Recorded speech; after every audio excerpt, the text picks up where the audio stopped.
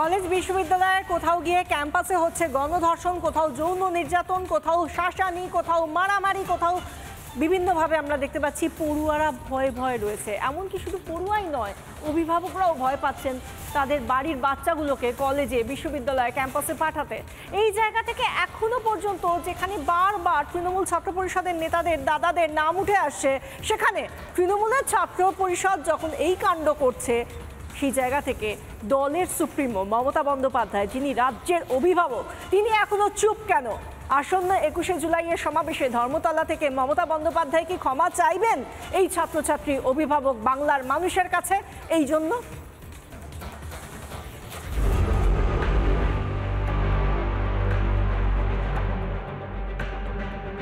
নিজেদের কলেজেই সুরক্ষিত নন ছাত্রছাত্রীরা। কসবার ল কলেজ হোক বা হাওড়ার নরসিংহ দত্ত কলেজ, মমতার স্নেহধন্য তৃণমূল ছাত্র সংগঠনের নেতাদের যৌন বিকৃতির শিকার হচ্ছেন ছাত্রছাত্রীরা।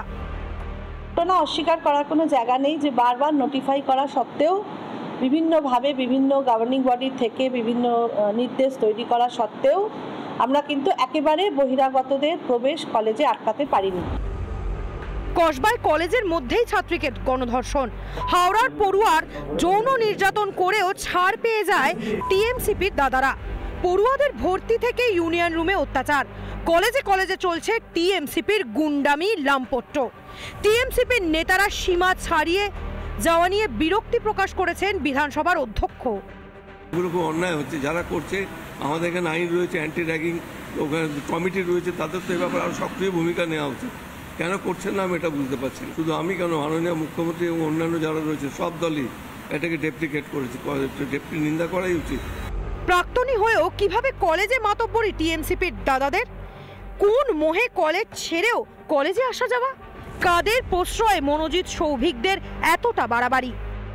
অথচ কসবা ইস্যুতে রাজ্যের মহিলা মুখ্যমন্ত্রী, পুলিশ মন্ত্রী, তার কোনো শব্দবাক্য নেই। অথচ কসবা ইস্যুতে রাজ্যের মহিলা মুখ্যমন্ত্রী, পুলিশ মন্ত্রী, তার কোনো শব্দবাক্য নেই। কসবা থেকে হাওড়া, গড়িয়াহাট, টিএমসিপির নেতারা বারবার বিড়ম্বনায় ফেলছে তৃণমূলকে। এবার তাই দায় এড়াতে মরিয়া শাসক। তাহলে আমার মনে হয় যে ছাত্র ফ্রন্টকে জিজ্ঞেস করুন। এটা ছাত্ররা তো ঠিক উচ্চশিক্ষা দপ্তরের সঙ্গে সরাসরি যুক্ত নয়, এটা বলা মুশকিল হবে। কিন্তু কলেজগুলো বা বিশ্ববিদ্যালয় আপনার অধীনস্থ, কলেজে গিয়ে এরকম দাপাদাপি, কোথাও যৌন নির্যাতনের অভিযোগও আসছে। এটা নিয়ে তো আমার বক্তব্য যেটা বলার বলেছি, হাজিরা ল কলেজ নিয়ে পরিষ্কার আমরা সুপারিশ করেছি যে একদম বহিষ্কার করা হোক। ক্যাম্পাসে নৈরাজ্য চালাচ্ছে তৃণমূলের ছাত্র পরিষদ, অথচ এখনো মুখে কুলুপ দলনেত্রী মমতা ব্যানার্জি। শিক্ষাঙ্গনের সুস্থ পরিবেশ ফেরাতে কবে পদক্ষেপ গ্রহণ করবেন মুখ্যমন্ত্রী? নাকি দলের ছাত্র সংগঠনের উপরই নিয়ন্ত্রণ নেই মমতা?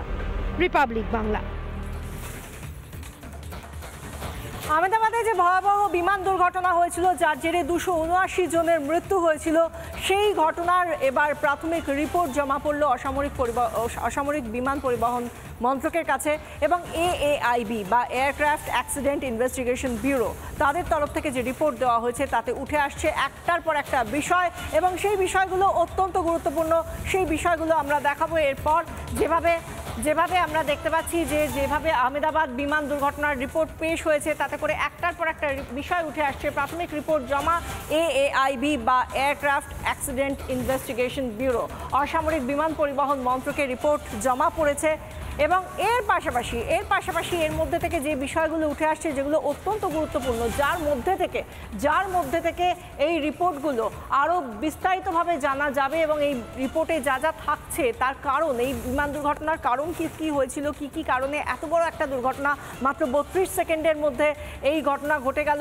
টেক অফের মাত্র 32 সেকেন্ডের মধ্যে ভেঙে পড়ল এই লন্ডনগামী এয়ার ইন্ডিয়ার বিমানটি, সেগুলো ইতিমধ্যে এই রিপোর্টে বলা হয়েছে এবং রিপোর্টে যা যা বিষয় উঠে এসেছে, দ্বিতীয় যে পর্যায়টা বা দ্বিতীয় যে বিষয়টা রয়েছে, দুর্ঘটনার কবলে এয়ার ইন্ডিয়ার বিমান পড়ে এবং 12 জনের সেই বিভীষিকার কথা এখনও আমরা ভুলিনি। উড়ানের 32 সেকেন্ডের মধ্যেই ভেঙে পড়ে বিমানটি। দুর্ঘটনায় মৃত্যু হয় 279 জনের। বেঁচে যান একজন মাত্র যাত্রী এবং সেই যাত্রী তাকে ঘিরে, যে এখনো পর্যন্ত মানুষ এখনো তারা ভাবতেই পারি না আমরা যে এইরকমও ঘটনা ঘটতে পারে। কিন্তু সত্যি রাখে হরি মারেকে, সেই কথাটা তো আমরা বলেই থাকি। এবং এরকমভাবেই আমরা প্রত্যেকটা ক্ষেত্রে এই রিপোর্ট কোথায় এই রিপোর্টের সমস্ত তথ্য যেখান থেকে জানা যাবে, বা এই যে দুর্ঘটনার সমস্ত তথ্য যেভাবে জানা যাবে, তার উৎস কিন্তু একটাই। জানার সমস্ত ক্ষেত্রে একটা কিছুর দিকেই আমাদের তাকিয়ে থাকতে হবে, তাহলে ব্ল্যাক বক্স। আমরা জানি দুর্ঘটনার পরপরই দুটো ব্ল্যাক বক্স উদ্ধার হয়েছিল এবং সেগুলো আমরা দেখাবো। যেভাবে 13ই জুন উদ্ধার হয় প্রথম ব্ল্যাক বক্সটা, এবং এই ঘটনার পর 13ই জুন প্রথম ব্ল্যাক বক্স উদ্ধার হয়, 16ই জুন উদ্ধার হয় দ্বিতীয় ব্ল্যাক বক্স। এবং এই ব্ল্যাক বক্সে উড়ানের যাবতীয় তথ্য থাকে।